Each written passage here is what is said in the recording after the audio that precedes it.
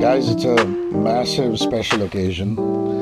Not only because I'm in the studio, I'm the least important person in the house today, but we've got Ehsaan Noorani and Ankur Tewari in to celebrate International Music Day.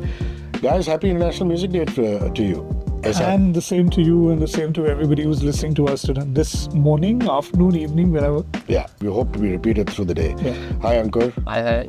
I want to also thank Ehsaan specially because, I badgered him to get his acoustic guitar along. He was like, bro, I do not sing. I said, just some magical notes from your guitar is enough.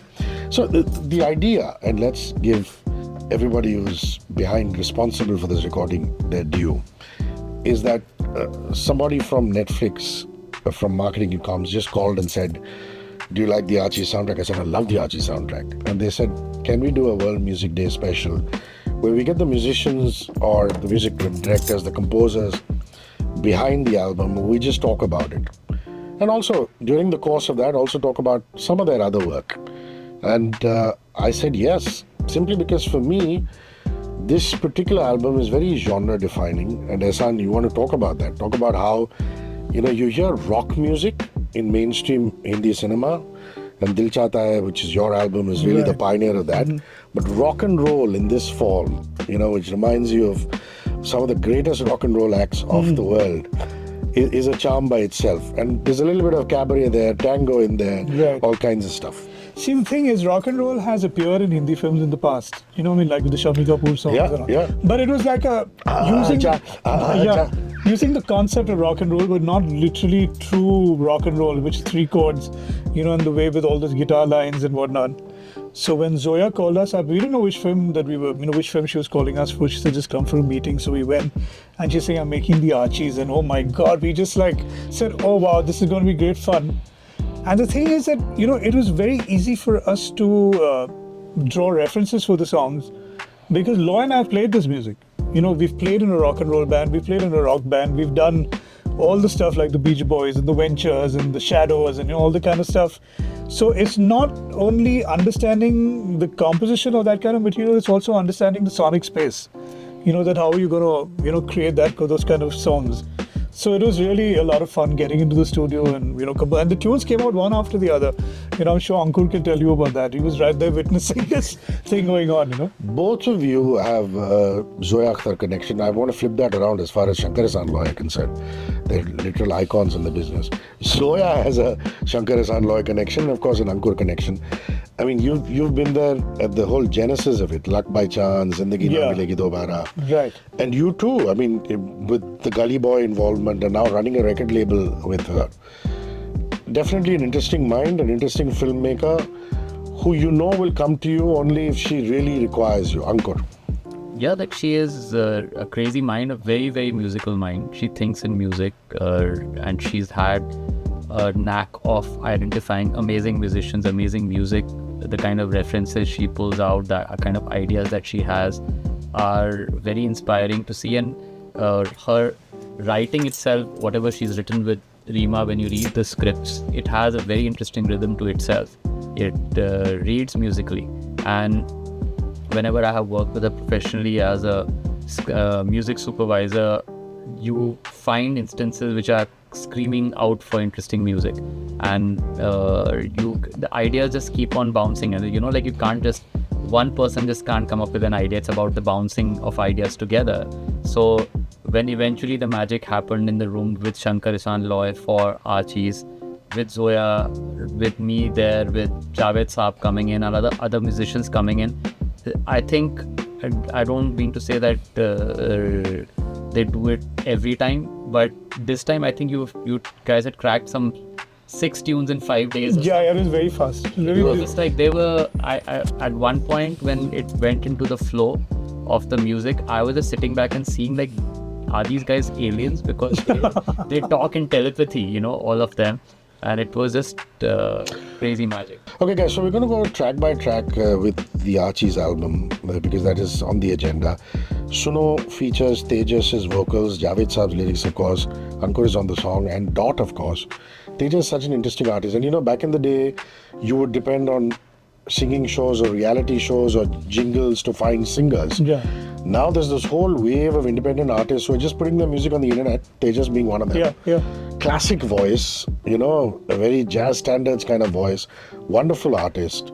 And, he's been used very liberally on the soundtrack. So maybe if you could just, for people who are listening, a reference of Suno, and then if you have a story about Suno, please. Yeah. So, Suno, I'll just tell you the story of Suno. It was one of the songs that in one of the script notes was there that we need to have a song to introduce all the characters. And Tejas's idea was actually, I had Tejas on the back of my mind, but I'd still not decided that, okay, he should probably be proposed as a voice of Archie. And I was sitting in the studio, and Shirin, who manages Shankar's life, she said, have you heard Tejas's voice? Do you think it suits the voice of Archie? And I said, yes, perfect. I felt more confident about it. So then I pitched it to Shankar, Ehsaan and Loy.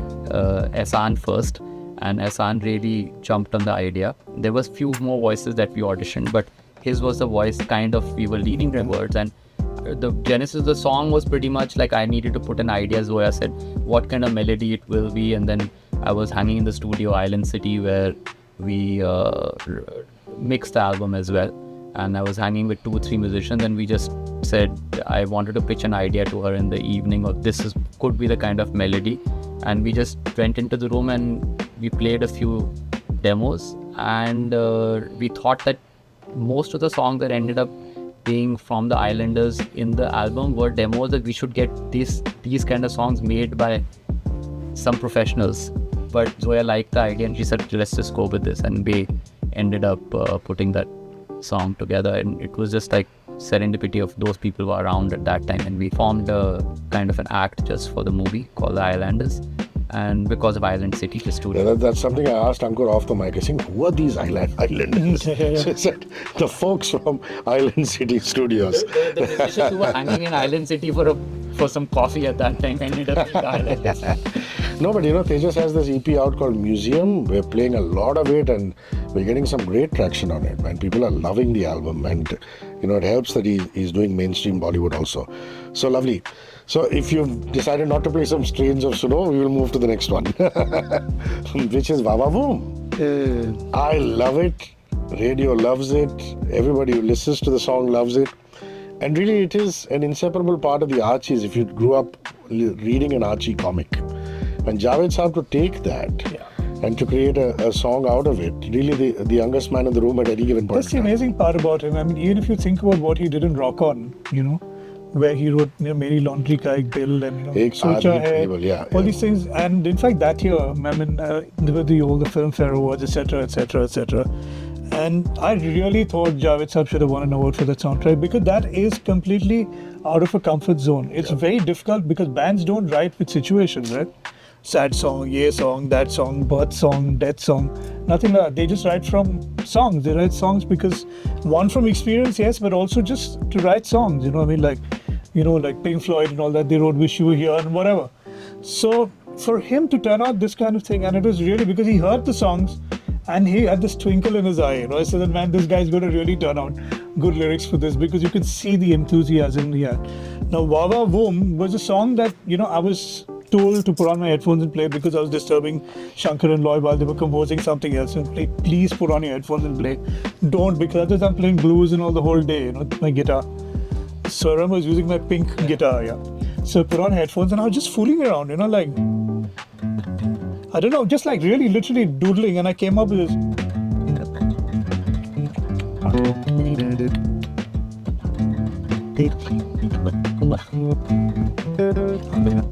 Something like that.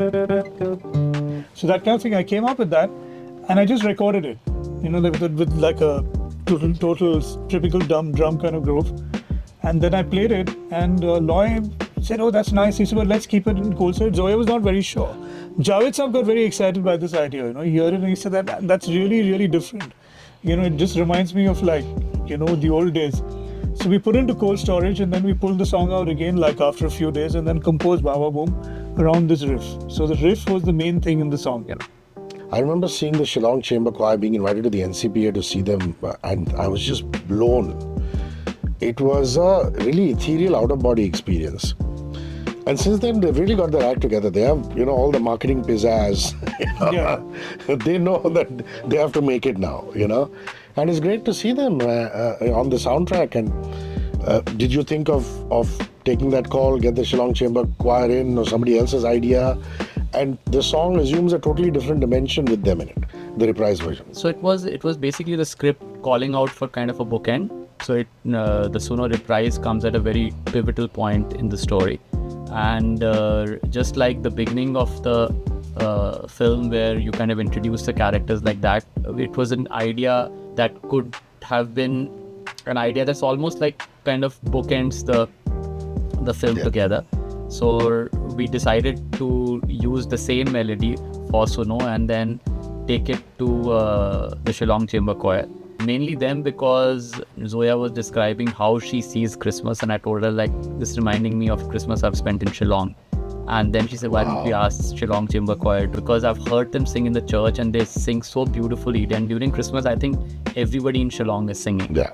So they were, so we said, why not? Let's try them. So I made a call, and then they just like jumped on the idea, and then they put in such beautiful kind of counter melodies to it and really gave it life, and it really fits the pivotal moment in the film like a glove. Such wonderful things happening in the Northeast now. Yeah. I met this gentleman called Teja Meeru. Of course. From Nagaland. Yeah. So he is the task force for music and arts. Yeah. Because the Nagaland government realized, and all governments should realize that if you want to keep kids out of drugs and bad habits, the best way to do it is music. And he's encouraging them. There are free classes all over Nagaland. There are mentors and teachers. Let me tell you something about the music from the Northeast, actually. During the lockdown, for 5 months, I was going live on Instagram every night, every night. And there were artists from all over India who were just coming. And I came across so many good musicians from Nagaland, from Mizoram, from Sikkim, and stuff like that. And I've got to hand it, those guys have it in them. Even now, the kind of talent that I listen to, I just shared the music of this guy. I can't remember his name, but it's on my story on Instagram. Really fantastic songwriter. And talking about choirs, if you hear the Kohima choir, you hear the Dimapur choir, you hear the choir from Sikkim, they're all very, very good. It's the same kind of talent, It's just a matter of time before they're marketed and, it's presented to the rest of the world and to the rest of the country. Yeah, so I've actually gone in and said, I don't want any money from you. I'm not a record label. I don't care. Just send me interesting artists. And he's sending me such amazing material, which are playing on air. And I'm so glad, again, people like you, Ehsaan, people like you, Ankur, if you bring them into the mainstream, they become the mainstream. It's as simple as that.